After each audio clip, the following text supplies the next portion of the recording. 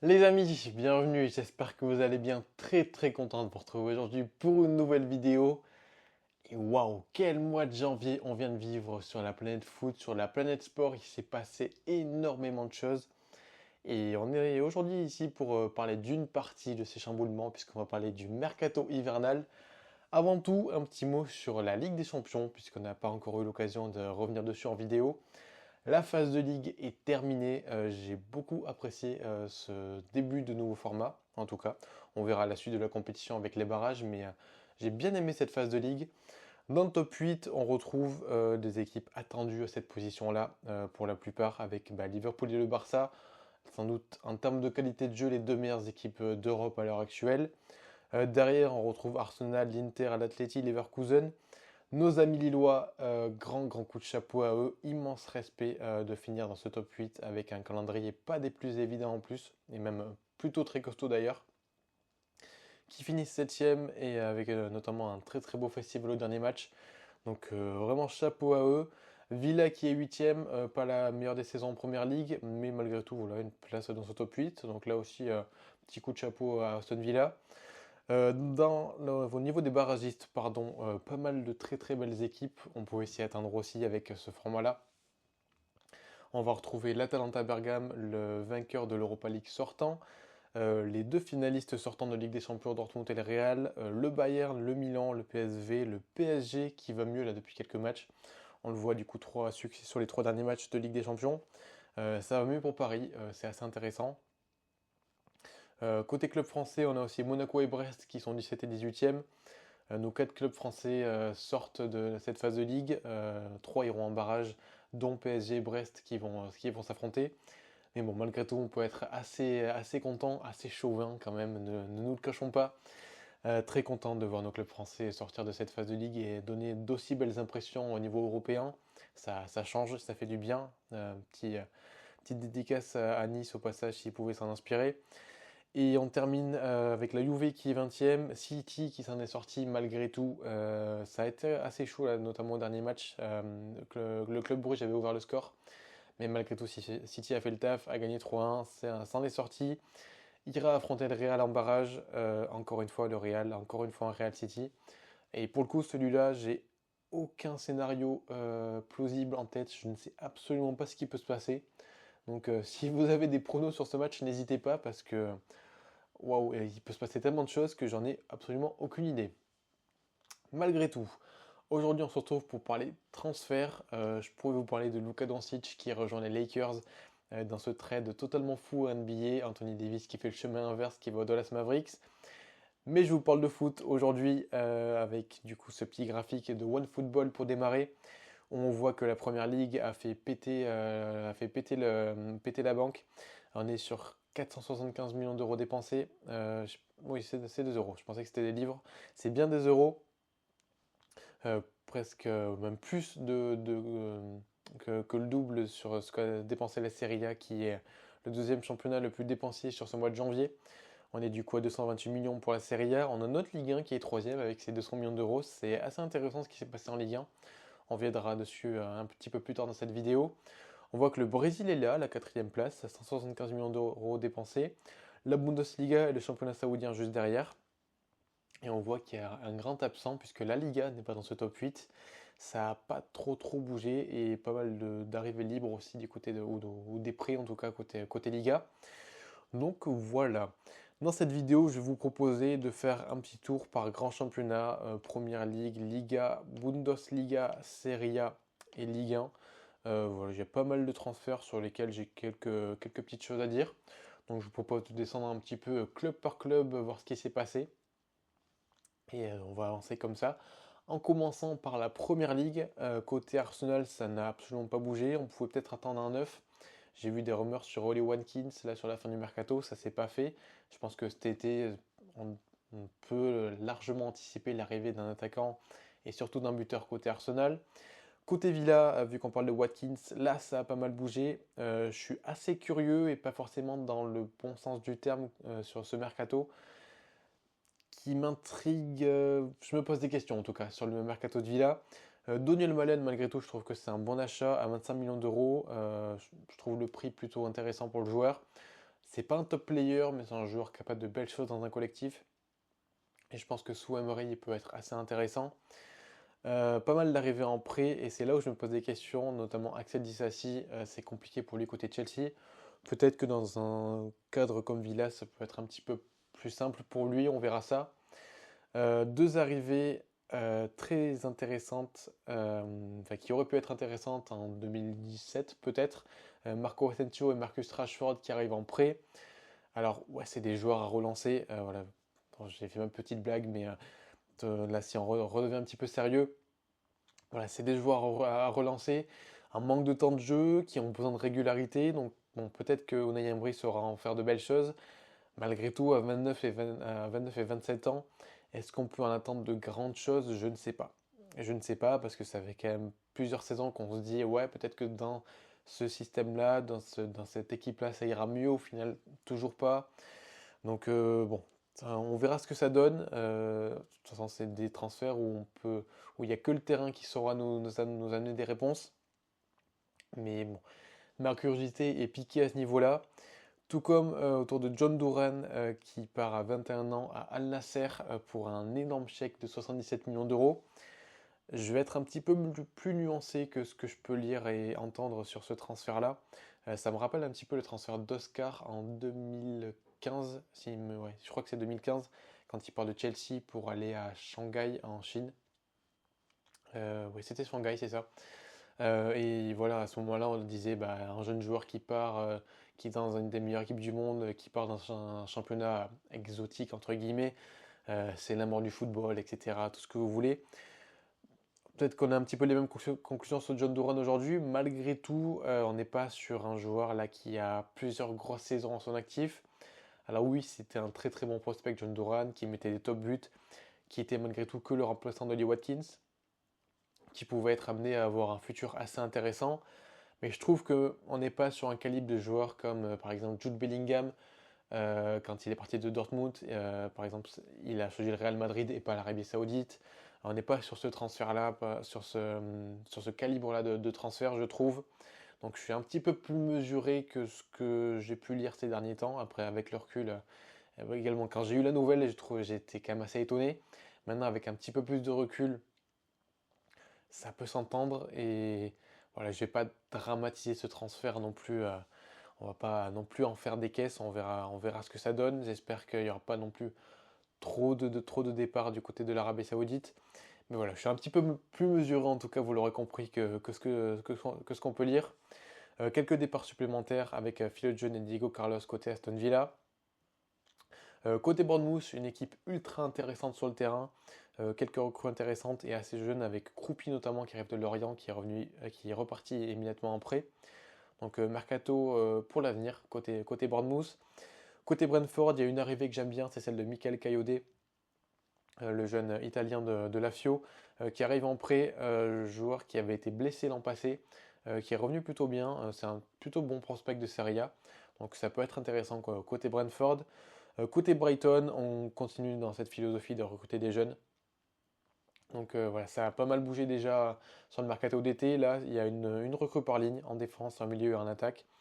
Donc on verra ce que ça donne. Quelques petits départs en prêt aussi avec Enciso, Valentin Barco ou Evan Ferguson. Là aussi des jeunes. Donc bon, en recrutant autant de jeunes, on ne peut pas faire jouer tout le monde malheureusement. Surtout qu'il n'y a pas l'Europe pour Brighton cette saison. Donc écoutez, un mercato plutôt intéressant également. Côté Chelsea, une seule arrivée avec Amougou qui arrive depuis Saint-Étienne pour 15 millions d'euros. Et pas mal de départs. On a parlé de Disasi, il y a Joe Félix qui est parti, aussitôt arrivé l'été dernier, aussitôt parti sur ce mercato d'hiver. Renato Vega, Chukwemeka, Caleb Boyle, Ben Chilwell, voilà, ça a un petit peu dégraissé, ça fait pas de mal. Côté Palace, pas grand chose à signaler. Du coup, Chilwell, on vient juste de l'évoquer, qui arrive en prêt. Quelques petits départs. Côté Everton, on a Carlos Alcaraz qui revient en première ligue, qui était à Southampton, qui est reparti au Brésil et qui revient du coup du côté de la première ligue en ce mois de janvier. Fulham, rien à signaler. Quelques recrues du côté d'Ipswich Town pour le maintien, ça peut faire du bien. Philo John, à voir ce que ça donnera. Enciso, du coup, qui arrive de Brighton. Ben Godfrey, qui était en Italie, qui a signé à l'Atalanta cet été, qui arrive en prêt. Donc ça peut faire du bien, joueur qui connaît le championnat en plus. Côté Leicester, là ça n'a pas trop bougé, là aussi un club qui va se battre pour le maintien. Liverpool qui continue de ne pas recruter, mais quelques prix à signaler, avec Bajcetic notamment qui va à Las Palmas.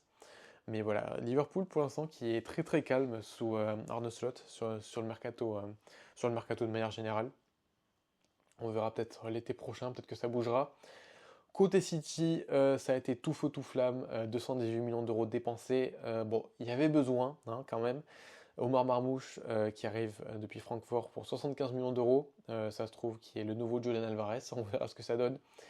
Mais bon, c'est un joueur vraiment intéressant qui marche très bien en Allemagne depuis quelques temps maintenant. Donc bon, pas grande surprise à le voir signer en Première Ligue pour un montant pareil. Nico Gonzalez, gros chèque sorti quand même, 60 millions d'euros, avec une valeur marchande de seulement 18 millions d'euros. Il fallait un milieu dans cet effectif-là, joueur très important pour Porto. On verra ce que ça donne du côté de Manchester City, mais voilà, en tout cas un gros chèque a été mis sur lui. Tout comme sur Kouchanov, qui a eu un premier match très compliqué face à Chelsea. Malgré tout, voilà, c'est des paris sur l'avenir, à l'image de Vitor Reis, de Djoumaba. Toute la défense a été refaite, avec trois recrues entre 18 et 20 ans. Kouchanov, il y a ce très beau achat-revente du RC Lens qui a été fait sur lui. Je crois qu'on est à x400 ou x500 sur le prix de base. Donc chapeau aux Lensois. Et ouais, pour l'instant, c'est pas mal de paris sur l'avenir côté City. Et peut-être une année de transition, on verra ça. On verra si ce sera suffisant pour peut-être aller chercher quelque chose en fin de saison. Côté United, quelques petits points à signaler. L'arrivée de Patrick Dorgu, petit prospect de Serie A également, pour 30 millions d'euros. Un beau chèque. Mais je pense qu'en tant que piston dans le système d'Amorim, ça peut être assez intéressant. Au niveau des départs, on a parlé de Rashford, on a Malacia qui part en prêt, on a Anthony qui part en prêt du côté du Real Betis. On reviendra sur son cas juste après. Côté Newcastle, quelques départs avec notamment Miguel Almiron qui repart aux USA du côté d'Atlanta. Lloyd Kelly, on reviendra sur son cas juste après. Côté Forest, une des surprises de la saison de Première Ligue, pas mal de départs en prêt, sinon aucune arrivée à signaler. Côté Southampton aussi, qui se bat pour le maintien là aussi, quelques petites arrivées. Et également quelques départs en prêt. On peut voir ici avec Adam Armstrong notamment, ou Bazounou, le gardien qui était du côté de City avant, qui part du côté du Standard de Liège en prêt. Côté Tottenham, mercato assez intéressant je trouve. Anthony Kitski, on en a déjà parlé sur la vidéo sur le club.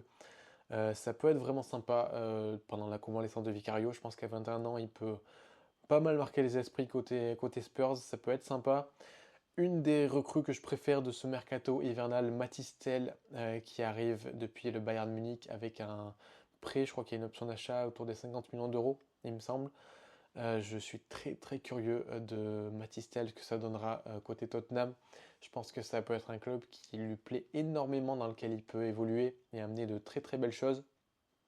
Donc je suis très curieux. Franchement, ça peut vraiment bien marcher Mathys Tel. Je pense qu'il a ce profil assez complet qui peut bien plaire à Postecoglou. Donc je ne demande qu'à en voir plus.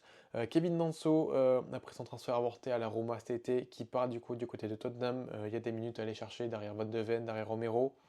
Ça peut être sympa.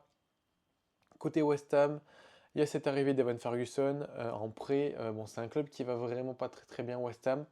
À voir ce que ça donnera sous Graham Potter désormais. Mais Ferguson, voilà, c'est un petit peu compliqué pour lui du côté de Brighton, qui a eu des blessures, voilà, qui avait percé il y a un peu plus d'un an et demi maintenant. À voir, ça peut être un prêt assez bénéfique pour lui. Et on termine en Première Ligue avec Wolverhampton, qui a fait son marché du côté du Stade de Reims, avec quasiment 40 millions d'euros envoyés pour Agbadou et Mounetti. Je suis curieux des Wolves, qui vont mieux là depuis quelques temps. Et de recrues Mani de Ligue 1, je trouve ça assez intéressant. On a également 12 millions d'euros envoyés pour Giga, un jeune défenseur central. Donc un mercato plutôt osé, 50 millions d'euros dépensés, et à voir si ça suffira pour le maintien. Côté Liga, il y a beaucoup moins de choses à dire qu'en PL, puisque du côté de l'Atleti, du Barça et du Real, comme vous pouvez le voir, il n'y a rien à dire, des petits mouvements, mais absolument rien de significatif. Côté Real Betis, on a l'arrivée d'Anthony de Manchester United. Énorme point d'interrogation sur le niveau du joueur, sur ce qu'il peut apporter dans cette équipe du Real Betis, qui a perdu Hassan Diao, qui est allé du côté de Com, qui a fait un super mercato On en parlera juste après. Mais voilà, le cas Anthony, franchement, il n'y a que le terrain qui pourra nous donner des réponses sur ce joueur-là. C'est très compliqué pour lui depuis quelques saisons. Donc écoutez, on verra ce que ça donne du côté de l'Espagne. Côté Séville, il y a deux recrues que j'ai bien appréciées, enfin, qui piquent ma curiosité également, avec Akor Adams et Ruben Vargas. Akor Adams avec Montpellier qui a pas mal dégraissé. On verra ce que ça donne côté de l'Espagne. Et Ruben Vargas, joueur très très intéressant sous le maillot suisse, mais qui est assez irrégulier quand même quand il est avec son club. À voir ce que ça donnera côté d'Andalousie. Mais voilà, après pas mal de saisons en Allemagne et du côté d'Augsbourg, il découvre un nouveau championnat. Donc écoutez, on verra ce que ça donne côté Séville. Ensuite, dans le championnat espagnol, on n'a pas beaucoup de choses à se mettre sous la dent. Quelques départs du coup ici du côté de la Real Sociedad, pareil du côté de l'Athletic Bilbao, avec notamment Ander Herrera qui signe à Boca Juniors. Je trouve que c'est un petit transfert sympa de ce mercato de janvier. Un club qui a beaucoup bougé, non, je vais d'abord parler de Valence, avec quelques prêts intéressants. Oumar Sadik qui avait une grosse blessure du côté de la Real Sociedad, qui arrive en prêt à Valence. Valence qui est vraiment pas dans une très très bonne situation. Bon, va falloir cravacher. Également l'arrivée de Max Aarons après pas mal d'années en Première Ligue, qui arrive en prêt là aussi du côté de Valence. Côté Villarreal, il y a l'arrivée de Tyrone Buchanan, le Canadien, qui arrive depuis l'Inter Milan et qui n'avait pas forcément énormément de temps de jeu. Je pense que ça peut être sympa dans ce 4-4-2 de Marcelino. Et c'est une équipe qui marche bien, Villarreal en plus. Donc pourquoi pas avoir de belles minutes de Buchanan. Ensuite, on a Juan Bernat qui arrive à Retafe. Juan Bernat, pardon. Donc écoutez, après quelques années à Villarreal, Ramon Terrat également le milieu qui arrive en prêt depuis Villarreal également. Un club qui a bougé, du coup je vais y arriver, qui est juste là, c'est Valladolid, qui est lanterne rouge pour l'instant en Liga, qui a énormément recruté, qui avait déjà pas mal recruté sur le mercato estival. Comme vous pouvez le voir, encore une fois, pas mal de prêts, notamment Adam Aznou, très très bon prospect, Adam Aznou du Bayern Munich, pardon, jeune latéral de 18 ans, apparemment qui est très très fort de ce que je peux lire. Donc ça peut être sympa côté espagnol pour lui. On verra ce que ça donne du côté de Valladolid. On a également du côté de Las Palmas, Bajcetic qui arrive depuis Liverpool, qui était déjà en prêt du côté de Salzbourg, il me semble. Donc on verra ce que ça donne lui aussi du côté de Las Palmas en Espagne. Du côté de Gérone, il y a l'arrivée de Arthur Melo à signaler qui arrive en prêt. Paul Lopez, on n'en parlera pas, une gestion absolument catastrophique. Et côté Liga, c'est à peu près tout ce qu'il y avait à dire. Côté Bundesliga, là aussi quelques transferts assez intéressants. Côté Leverkusen, on a deux arrivées en prêt avec Emi Buendia et Mario Hermoso. Mario Hermoso, ça peut être sympa dans la défense à 3. Et Emi Buendia, pareil, devant. Je pense qu'il peut avoir un contexte assez favorable pour performer, je trouve. Côté Stuttgart, ça a pas mal bougé également. Notamment Jacob Brun Larsen qui a été pris. Voilà, quelques recrues supplémentaires, assez jeunes également. Il y a eu le départ d'Anthony Rouault sur la fin du mercato pour 13 millions d'euros. Donc un mercato un petit peu chargé quand même pour Stuttgart. Côté Bayern, il y a eu le départ de Mathys Tel, sinon pas grand chose à signaler, si ce n'est l'arrivée de Urbig depuis Cologne pour 7 millions d'euros. Donc peut-être le successeur de Manuel Neuer, on verra ça à l'avenir. Quelques prêts également, on a parlé d'Anna Maznou notamment. Côté Leipzig, il y a eu l'achat définitif de Xavi Simons, 50 millions d'euros envoyés au Paris Saint-Germain. Bon, c'était plutôt attendu pour Simons qui se plaît plutôt bien du côté de Leipzig. Écoutez, on verra ce que ça continue de donner pour lui en Allemagne. On a Ridley Baku qui a été pris également à 4,5 millions d'euros, un joueur qui connaît très très bien le championnat. Côté Dortmund, on a quelques arrivées côté Dortmund, Choupo-Moting notamment. Mais bon, ça n'a pas trop bougé non plus. Le départ de Daniel Malen, on en a parlé. Côté Francfort, là, c'est plutôt intéressant. Avec Omar Marmouche, du coup, on en a déjà parlé, qui a rejoint Manchester City. Un très très beau chèque encaissé, encore une fois, après notamment le chèque de Kolo Muani il y a un peu plus d'un an et demi, qui a été remplacé du coup par deux joueurs. C'est original. On a Eli Wahi qui a été pris à l'OM pour 26 millions d'euros. Ça n'a pas du tout marché pour lui côté marseillais. Je pense que voilà, la Bundesliga, ça peut être un championnat assez intéressant pour lui. Donc on va suivre l'avancée de ce jour-là en Allemagne. Et Michy Batshuayi, l'indéboulonnable joueur qui a connu à peu près 45 clubs dans sa carrière, qui arrive du coup à Francfort, ça peut être sympa avec Ketike, Eli Wahi, Batshuayi, je trouve que c'est plutôt pas mal, trois joueurs qui parlent français en plus. Donc on va suivre tout ça, on va suivre l'avancée de ce beau club de Francfort. On a Jens Peter Hauge qui a été acheté définitivement par Bodo Glimt, un club à suivre, j'en ai déjà parlé, même je vais en parler dans une prochaine vidéo, vous verrez ça très très prochainement. Hoffenheim qui a bougé également, avec notamment Gift Orban acheté à l'OL pour 9 millions d'euros. Donc bon, c'était un petit peu compliqué pour Gift Orban du côté de l'OL. Il y a malgré tout un beau chèque encaissé pour eux. Donc voilà, là aussi Léo Segaard qui arrive depuis la Ligue 1, depuis Rennes en prêt. Et ensuite, côté Bundesliga, pas mal de prêts comme vous pouvez le voir, non pas non plus grand chose à signaler. Ça a beaucoup bougé au niveau des gros.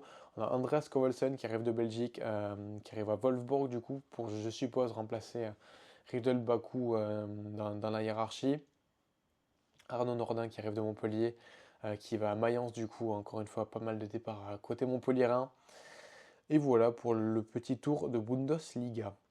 Avant-dernier championnat, et là aussi il va y avoir pas mal de choses à dire côté de la Serie A, avec d'abord l'Inter, avec Zalewski qui arrive en prêt depuis la Roma. Ça peut être intéressant pour lui, plutôt en piston gauche dans le système d'Inzaghi, à voir ce que ça va donner. Côté Milan qui réalise sans doute le plus gros mercato hivernal avec Manchester City.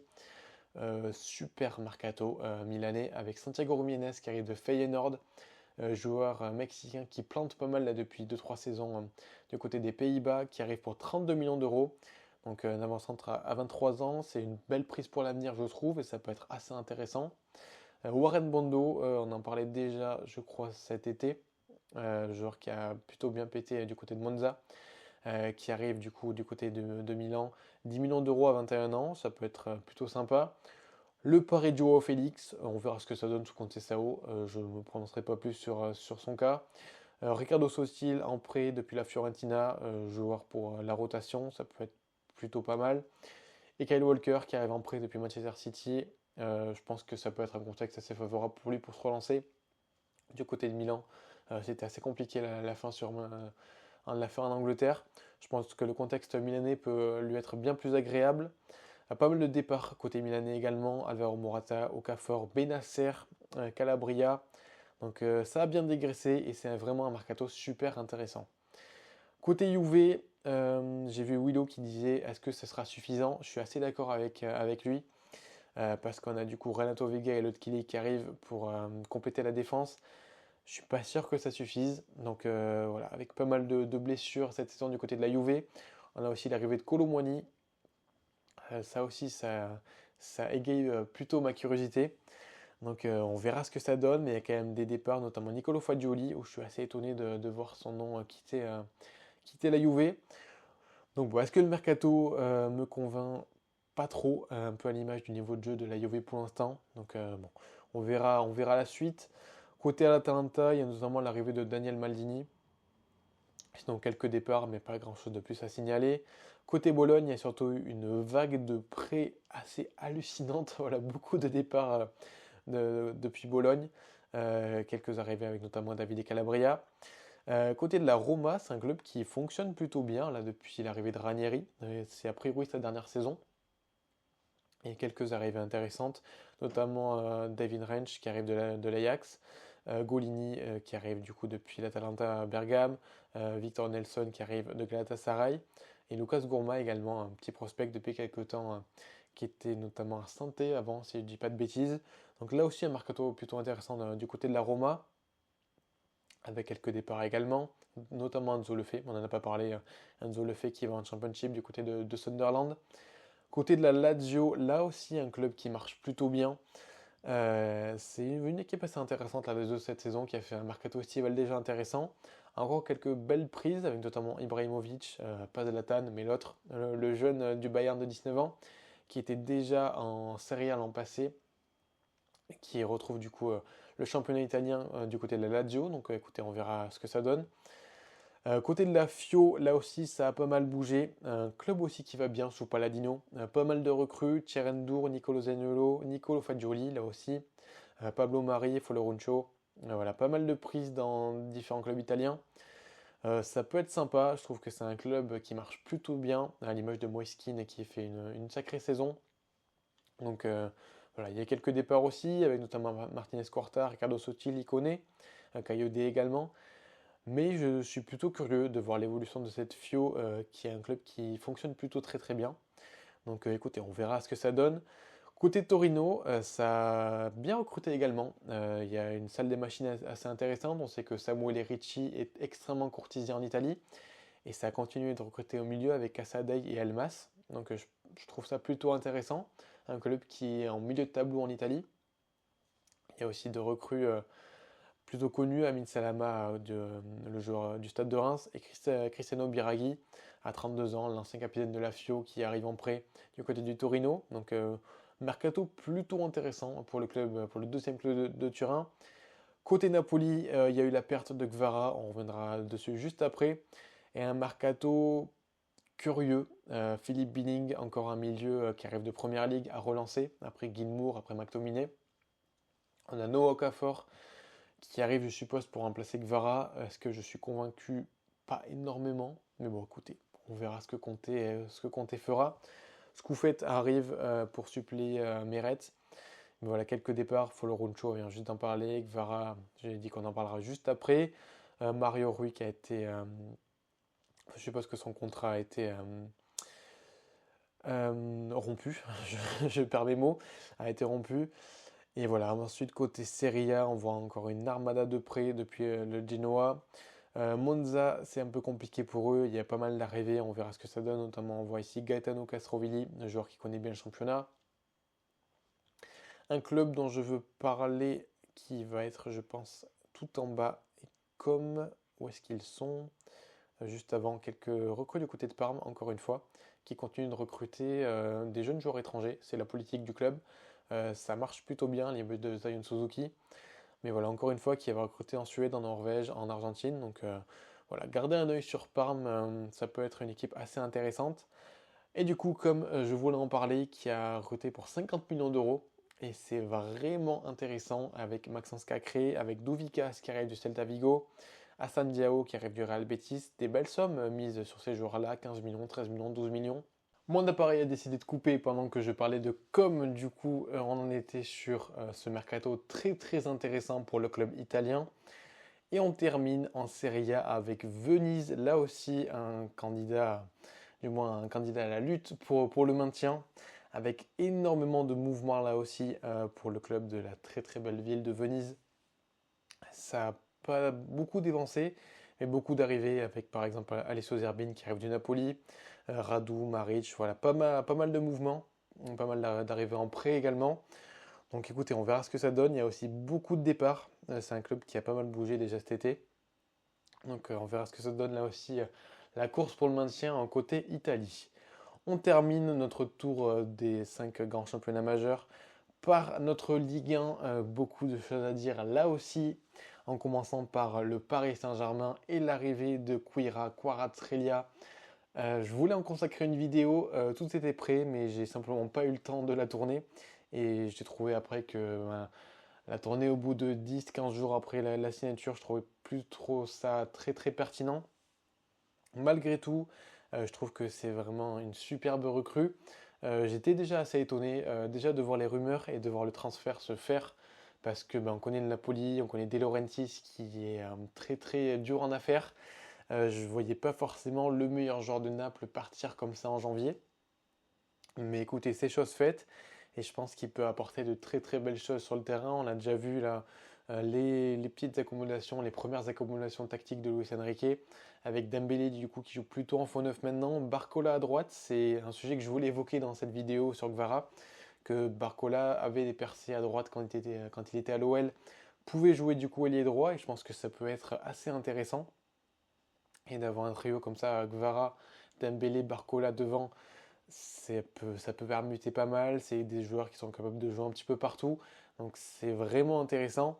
Et chapeau au PSG d'avoir fait ce transfert-là, parce que Kvara, c'est peut-être l'un de mes joueurs préférés des dernières saisons. Si je mets de côté mes Barcelonais qui me sont très très chers. Mais Kvara, un joueur que j'apprécie beaucoup et je suis très très content de le voir dans le championnat de France. Au rayon des départs pour Paris, on a du coup Xavi Simons qui part définitivement. Tcherendour, Koulibaly et Juan Bernat, on en a déjà parlé. Milan Skriniar qui part en prêt. Et Asensio aussi, on en a déjà parlé.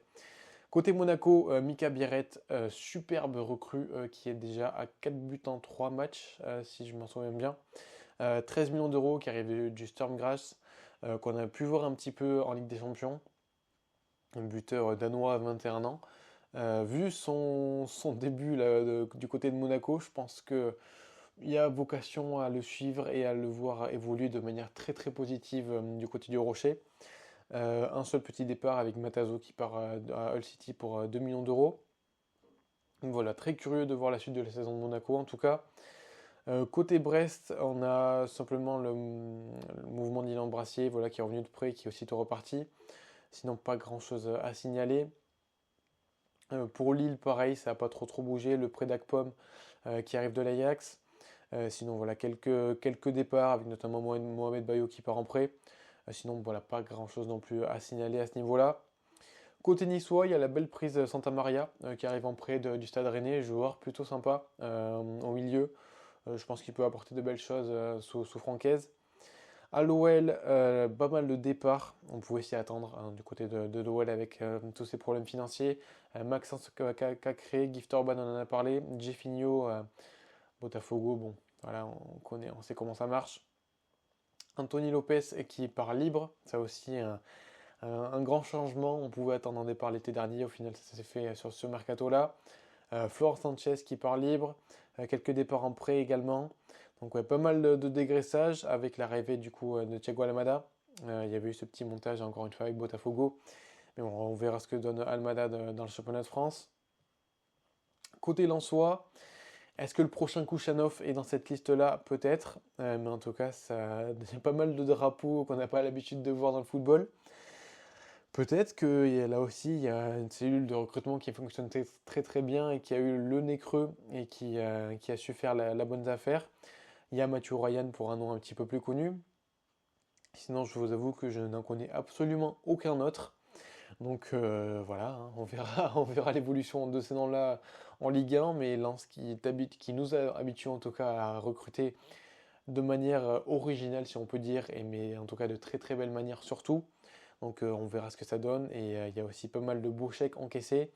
Kouchanov, Brice Samba également, Kevin Danso du coup qui est parti en prêt. Donc voilà, un mercato assez chargé quand même pour un mois de janvier côté Lensois. Côté Marseille, là aussi un très très beau mercato côté marseillais.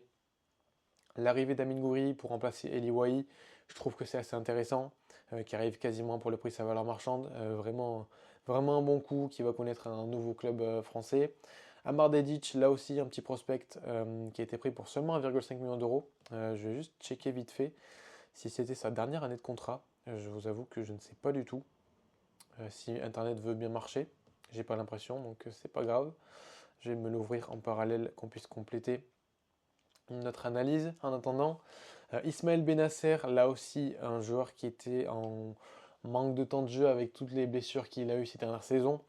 Mais en tout cas une très très belle prise parce que intrinsèquement c'est un super joueur. Et voilà, quand tu passes d'un milieu avec des Jean Nana, des Vertou, malgré tout, ça reste un bon joueur, mais voilà. Pour illustrer, voilà, on avait un milieu Vertou, Jean Nana, je crois que j'ai vu un screen d'une compo de l'an passé. Et là maintenant, tu as Benasser, Højbjerg et Rabiot. Je pense que le glow-up est assez significatif. On a aussi Luis Felipe qui a été pris un transfert libre, donc c'est un joueur intéressant également. Hop. Bon écoutez, on ne pourra pas voir pour Amar Dedic, c'est pas grave, ça veut pas. Mais du coup, ouais, un achat pour seulement 1,5 million d'euros, je suppose qu'il doit rester avec une année de contrat. Mais en tout cas, voilà, pas mal de prises à un peu tous les endroits. Peut-être qu'on pouvait y aller prendre un défenseur central supplémentaire parce que du coup, Lilian Brassier est parti. Mais bon, on verra. Je pense que pour la Ligue 1, ça devrait suffire. Il y a une place en Ligue des Champions à aller chercher. Mais voilà, je trouve ce mercato, encore une fois, a vraiment réussi pour l'OM. Avec pas mal de départs, notamment Eli Wahi, Je crois qu'il y a une légère plus-value qui a été faite sur le montant de transfert, donc c'est assez fou pour un joueur qui n'a pas marché. Ismaël Koné, là aussi, ben voilà, seulement 6 mois et aussitôt reparti. Et je trouve que c'est une politique assez forte de l'OM.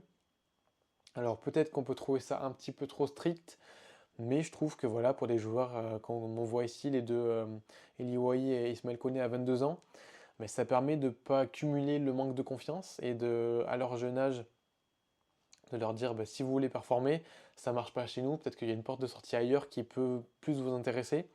Donc je trouve que c'est une politique vraiment intéressante et il y a vraiment de belles choses qui sont faites du côté de l'OM.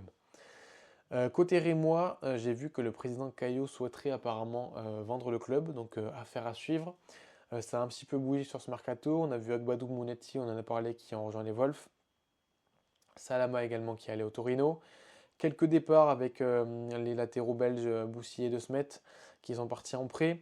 Quelques recrues également, donc on verra ce que ça donne la suite de la saison côté Rémois. Côté Rennais, beaucoup de choses à dire. Ça a énormément bougé. Habib Bey qui arrive.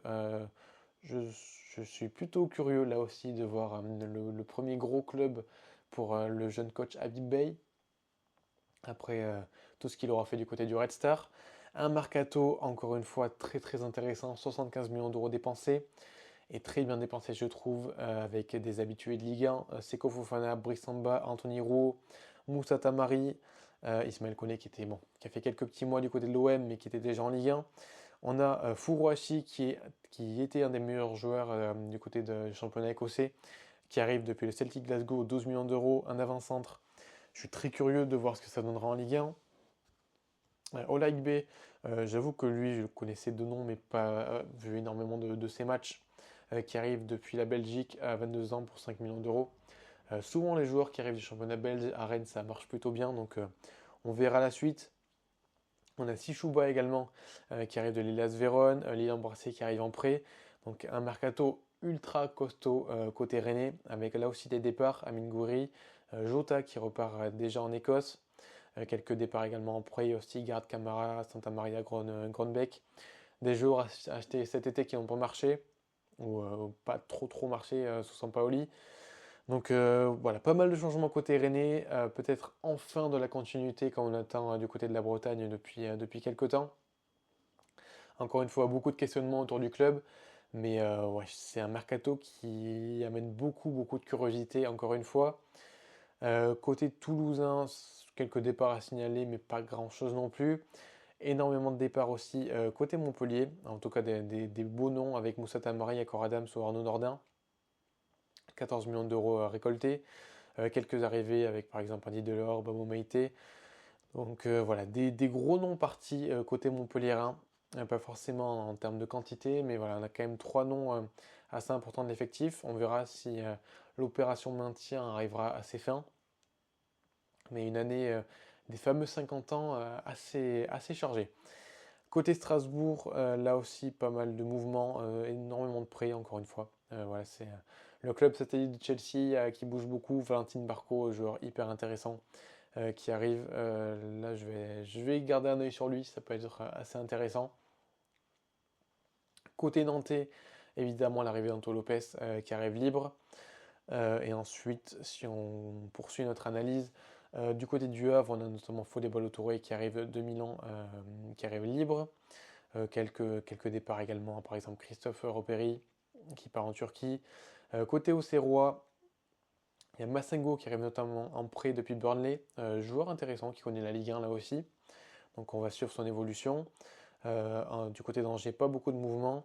Et enfin, on termine par Saint-Etienne avec l'arrivée en prêt de Erwin Cardona, là aussi un joueur qui connaît la Ligue 1. Et quelques départs également, avec notamment le beau chèque sur Amougou. Voilà les amis, on aura fait notre petit tour des championnats. On a dit pas mal de choses malgré tout, c'est vrai qu'il y avait pas mal de choses à dire. Donc un mercato de janvier qui a été vraiment conséquent. C'est assez intriguant pour la suite de la saison. Il y a pas mal de questionnements dans pas mal de championnats.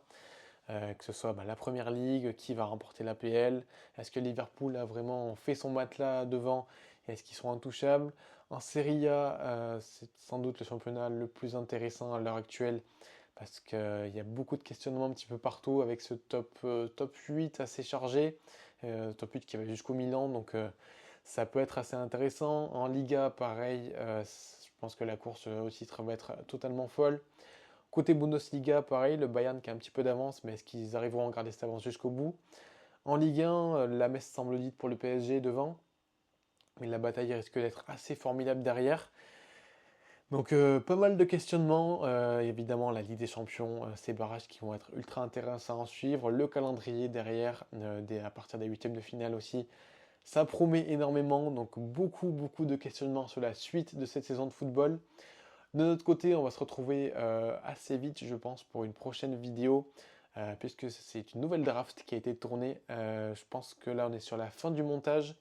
Vous l'aurez sans doute peut-être fin de semaine ou la semaine prochaine.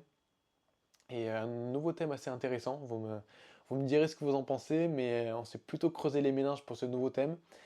Et moi, les amis, je vous remercie de m'avoir écouté et je vous dis à une prochaine. Salut!